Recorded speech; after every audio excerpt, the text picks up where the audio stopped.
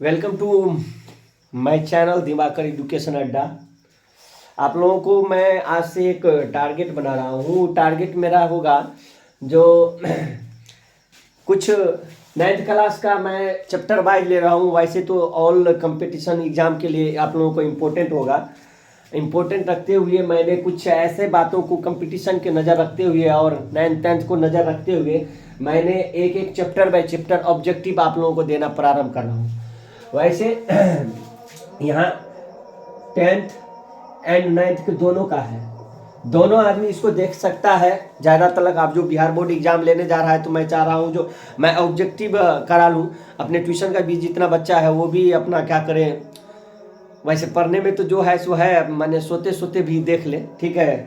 नहीं होगा तो अपना कहीं पर सोया रहेगा उसको देख सकता है, ठीक है। मैं भी चाह रहा हूँ आप लोगों को चश्मा उश्मा लगा के पढ़ाना ठीक रहेगा। नहीं नहीं चलो अच्छा, चलो कोई बात नहीं वैसे ही आप लोगों को मैं कमेंट कर रहा हूँ। तो मैं आज जो आप लोगों को पढ़ाने जा रहा हूँ, और याद रखना मेरे अपना ट्यूशन के बच्चे इतना कान खुल के समझ लो, इसको जितना बार हो सके उसको रट के जाना। 9th 10th में आपको ऑब्जेक्टिव के लिए कोई प्रॉब्लम होगा, ठीक है। मैं देख रहा हूँ, ठीक है चश्मा वाले बातों पर ध्यान नहीं देना। चलो इधर देखो, मैं इसमें भौगोलिक खोजों के बारे में बता रहा हूँ। क्या बता रहा हूँ? भौगोलिक खोजों के बारे में। और तुम भी जानता है जिस भौगोलिक खोजों की बात में मैं ये बताऊं, जो हमारे कई ऐसे पहले की सभ्यताओं में जाओ तो जैसे हम लोग थे वैसे तरक्की में नहीं था, तो उसमें क्या किया, कई ऐसे क्षेत्रों का खोज किया और क्षेत्रों के खोज करने के बाद में कई ऐसे व्यापारिक जगत चीज़ों को बढ़ावा मिला। सबसे पहले तो खोज किया जाता है, खोज करने के बाद में उस बातों पे रिसर्च किया जाता है, उस बातों को ठौत लिया जाता है अपने माइंड में। मैं उसी पे आप लोगों को बहुत भी इम्पोर्टेंट सवाल मैं आप लोगों को ये दिया हूँ, आप लोग याद कर लेगा। चाहे कंपटीशन हो, 9th 10th हो, चाहे जो भी हो, इसके लिए इम्पोर्टेंट है। चलो मैं बता रहा हूँ। कह रहा है कुस्तुनी क्या है, कुस्तुनतुनिया का पतन कब हुआ था? याद है कुस्तुनतुनिया का पतन कब हुआ था? तो 1453 ईस्वी में हुआ था।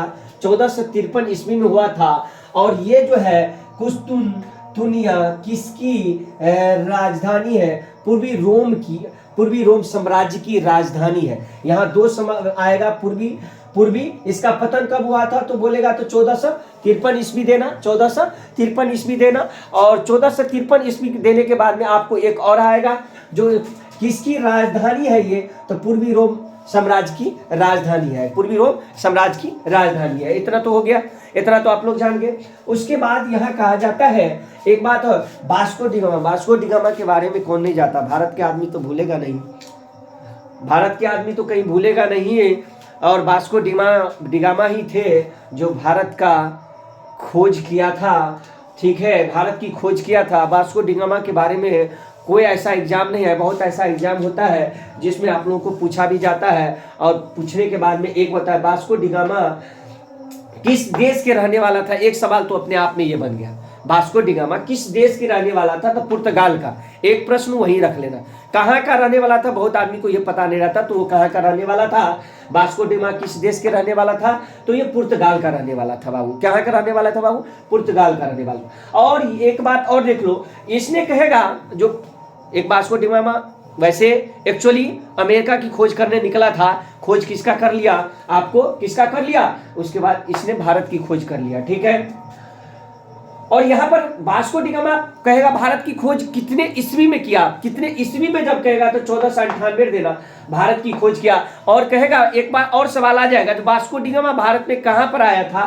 तो कालीकट बंदरगाह पे आया था। कहाँ आया था? कालीकट बंदरगाह पे आया था, ठीक है। बैठना, बैठो, पढ़ना है तो बैठो, यहाँ पे बैठो, बैठो, चल देंगे साथ ही, ठीक है, अभी है ना, ठीक है। तो कहेगा वास्को डिगामा किस देश में रहने वाला, किस देश के रहने वाला? तो कहाँ होगा? पुर्तगाल का रहने वाला था। एक और इंपोर्टेंट ये बीबीआई हो जाएगा, जो वास्को डिगामा ने भारत की खोज कितने ईस्वी में किया? तो 1498 ईस्वी में। ये भी एक जीके बन गया। उसने कहा जो भारत में आया तो आया कहाँ पर? कालीकट बंदरगाह, कालीकट बंदरगाह केरल में, वहां पर आने के बाद में इसने कहा। और एक बात और है, उस समय में कालीकट यह जो आया, मैंने वहां पर आया था कालीकट का उस समय में राजा कौन था, तो मैंने वो भी एक अलग से लिखा दिया। जो जमोरीन उस समय की राजा था, कौन था? जमोरीन उस समय में। देखो जैसे मैं बता रहा हूं आप लोग वैसे याद कर लीजिएगा, कभी न भूलिएगा। सबसे इंपॉर्टेंट आप लोग को, नहीं तो कम से कम सोए भी रहिएगा, कान में तेल देकर भी तो आराम से सोते पढ़ते रहिएगा तो कोई दिक्कत नहीं होगा। क्या जी होगा ना रे? आराम से 2-4 बार देख लीजिएगा, कोई परेशानी नहीं होगा। चलो बाबू इसमें चलो वास्को डी गामा से ये समाप्त हो गया। वास्को डी गामा में आप लोगों को कोई परेशानी नहीं होगा। अब यहाँ पर और कह रहा, एक तो कोलंबस और वास्को डी गामा के बारे में है। एक बात और वहां होगा, कहेगा कि वास्को डी गामा किसका खोज करने निकला था, तो ये तो अमेरिका की खोज करने निकला था। किसका खोज कर लिया इसने? समुद्र मार्ग से किसका खोज कर लिया? भारत की खोज कर लिया। अब अमेरिकी महाद्वीप की खोज किसने किया था? अमेरिकी महाद्वीप की खोज कोलंबस ने किया था। किसने किया था? कोलंबस ने किया। कोलंबस निकला था भारत की खोज करने, इसने जाकर के अमेरिका की खोज कर लिया। ये भी एक अपने आप में इंपॉर्टेंट है। तो कहेगा अमेरिकी महाद्वीप की खोज किसने की थी? तो अमेरिकी महाद्वीप को कोलंबस ने किया था। वो तो उल्टा पुल्टा में होगा जी, इसका खोज ये करने निकला था, उसका खोज ये कर लिया, वो ना, ठीक है। उसके बाद कहेगा कोलंबस कहाँ का रहने वाला था? इटली का। ये भी इंपॉर्टेंट है, सवाल हो जाता है। इटली के रहने वाला। वो कहेगा अमेरिका महाद्वीप की खोज कितने ईस्वी में किया था? 1492 ईस्वी में। कितना क्या था? 1492 ईस्वी में। जो ये इतना तो आप लोग समझ गए। अब फिर हम कुछ और बात चलते हैं। देखिए मैं आप लोगों को बार बार यही कहता हूँ, अपने बच्चे को भी समझाता हूँ और आप लोगों को भी कहता हूँ, जिस चीज़ पे आप लगे हैं उसको करते रहिएगा तो आदत बना रहेगा, तो ऑटोमेटिक याद हो जाएगा। जब छोड़ दीजिएगा तो क्या होगा? भूल जाइएगा, ठीक है। वहाँ हंसता है जी, ठीक है। उसके बाद कहता है एक बात और देखो, आप कहेगा समुद्री मार्ग से विश्व का परिभ्रमण सबसे पहले किसने किया था? समुद्री मार्ग से पहले पूरे विश्व का परिभ्रमण किसने किया था? यह भी एक सवाल हो जाता है। किसने किया था? मैगलेन ने किया था। मैगलेन नाम का एक व्यक्ति था जिसने पूरे विश्व का परिभ्रमण सबसे पहले किया था। किसने? मैगलेन। किसने? मैगलेन। 10 बार याद करना, मैगलेन, ठीक है, ठीक है। उसमें कहता है कालीकट का राजा कौन था? जमोरिन। ये तो अपने आप में हो गया। कहता नई दुनिया का पता कैसे लगाया? नई दुनिया का पता कैसे लगाया? अब तो कहे ना नई दुनिया का पता लगाने, तो कई ऐसे हेलीकॉप्टर, प्लेन, फला चिला सभी सुविधा हो गया है हमारे माध्यमों के द्वारा। कई ऐसे टेक्नोलॉजी का डेवलपमेंट हो गया। मगर जिस समय की टेक्नोलॉजी का डेवलप नहीं था, उस समय की बात करें तो उस समय में आप लोगों ने नाविकों किसके द्वारा नाविक अभियान चलता था। अभी तो कई अभियान चलता है, वो तो अलग अलग अभियान होता है। इसमें नाविक अभियान के द्वारा क्या किया गया? नई दुनिया का पता लगाया गया। आप लोगों को पूछेगा पहले जमाना में ये नाविक अभियान चलाया गया, और नाविक अभियान से कई ऐसे यूरोपीय जो भी होता है, यूरोपीय महाद्वीप जो भी होता है उसका खोज किया गया। तो तुम लोग इतना याद रखना, ज्यादा डिटेल में नहीं जाना है तो तरिया खराब हो जाएगा, ज्यादा माइंड खराब हो जाएगा। माइंड वैसे खराब नहीं करना है, माइंड बचा रहेगा तब ना कुछ करेगा। चलो ठीक है, मैं आप लोगों को कुछ और बात बताऊंगा, बाद में बताऊंगा। पहले अभी पढ़ने की बात है, बीच में बात नहीं करना है, ठीक है, ठीक है। नई दुनिया का पता कैसे लगाया गया? नाविक अभियान के द्वारा। ये तो रटा जाएगा किस में? नाविक अभियान। पहले जमाना 9 में चढ़ा है जी, 9 पे चढ़ा है सभी आदमी। कितने आदमी चढ़ा है? मेरे कमेंट करके दिखाएं। 9 पे चढ़ना भी काफी आनंदमय होता है, और उसमें पलट जाना भी काफी आनंदमय होता है। चलो ठीक है। उसके बाद कहता है नाविक। अब कहता है एक और सवाल देखो, कई ऐसे महासागर है जिसमें कहता है अंध महासागर किसे कहा जाता है? अंध महासागर। अंटार्कटिक महासागर में वहां पर कोई जीवन नहीं है, जनजीवन नहीं है, उसीलिए अंधकारमय उसको कहा जाता है। अंधेरा माने जिसको हम देखे नहीं, अंधेरा माने जिसको हम देखे नहीं, ठीक है बाबू। अब कहता है आधुनिक युग को लाने में किस घटना का योगदान है? आधुनिक युग को लाने में किस घटना का योगदान है? पुनर्जागरण काल का। पुनर्जागरण काल। आधुनिक युग को लाने का माने घटना का योगदान किसका है? पुनर्जागरण काल का। पुनर्जागरण काल से ही इसका माने आधुनिक युग का आरंभ हुआ। उसके बाद कहेगा इसका केंद्र कहां था? आप पुनर्जागरण काल का केंद्र कहां था? इटली। कहां था? इटली। पुनर्जागरण काल का केंद्र कहां था? इटली में था। चलो इतना हो गया। कहता है दूरबीन का आविष्कार। सब आदमी देखता होगा दूरबीनों से क्या होता है? छुप के कहीं से एक दूसरे जगह से देखना। दूरबीन माने ये नहीं होता। दूरबीन तो अलग अलग प्रकार का अभी भी होता है। दूरबीन जो एक जगह से दूसरी जगह देख सकते हैं, कई दूरों क्षेत्रों को हम सीमित करके छोटा मात्रा में देख सके। तो यहाँ पर एक और बात है, यहाँ कहेगा दूरबीन का आविष्कार कौन किया था? यहाँ पर दूरबीन का आविष्कार दूरबीन का आविष्कार किसने किया था? ऐसे लिखो, किसने किया था? ठीक है, दूरबीन का आविष्कार किसने किया था? तो गैलीलियो जी को किया था। गैलीलियो जी ने किया था। कितने ईस्वी में किया था?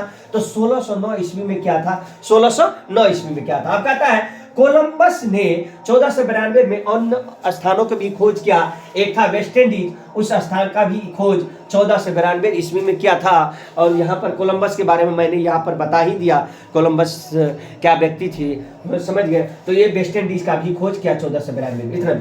अब कहेगा ब्राजील की खोज किसने की थी? ब्राजील की भी खोज किया गया था। अरे जब हम बता रहे चैप्टर आपका क्या है, भौगोलिक खोज, माने इस पृथ्वी पर कई ऐसे क्षेत्रों का कैसे खोज किया गया उसके बारे में मैं बता रहा हूं। भौगोलिक माने पृथ्वी के चीजों के बारे में बता रहा हूं, उस स्थानों के बारे में बता रहा हूं, उसी का चैप्टर मैं लिया हूं। तो इसीलिए मैं यहां पर ब्राजील की खोज किसने किया था? क्या है? कैबरल ने किया था। क्या क्या? कैबरल ने किया था। कैबरल ने किया था। और कितने इसमें? 22 अप्रैल 1500 ईस्वी में किया था। 22 अप्रैल 1500 ईस्वी में कौन किया था? ब्राजील की खोज किया था। 2-4 बार पढ़ेगा ना बबुआ तो हो जाएगा, नहीं पढ़ेगा तो दूसरा का लेगा, ठीक है।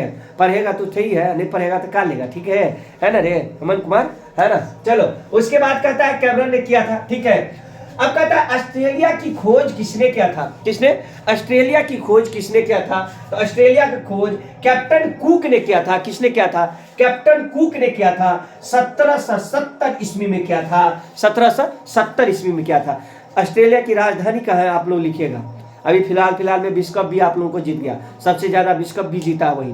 तो आप लोग लिखिए, जो मैच देखता है वो तो तुरंत कह देगा, है ना, टनाटन में देखिएगा। उसके बाद कहता है एक और समय है जो यूरोप में चांदी का आयात मुख्य रूप से कहां से होता था?